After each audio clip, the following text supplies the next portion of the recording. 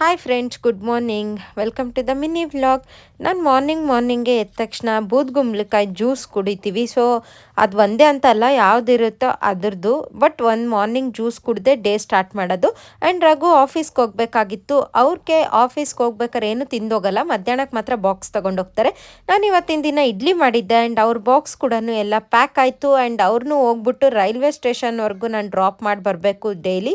So ಹೋಗ್ಬಿಟ್ಟು drop ಮಾಡಿ ಕೂಡ ಬಂದೆ. ಆ್ಯಂಡ್ ಬರೋ ಅಷ್ಟೊತ್ತಿಗೆ ಆ ಥರ ಎದ್ದಿರ್ತಾನೆ ಅಂದ್ಕೊಂಡಿದ್ದೆ, ಬಟ್ ಎದ್ದಿರಲಿಲ್ಲ, ಇನ್ನೂ ಮಲಗಿದ್ದ.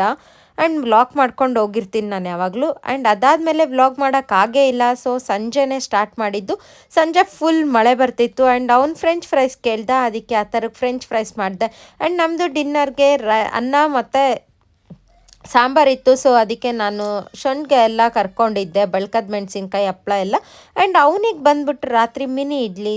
Thanks for watching. ಬಾಯ್.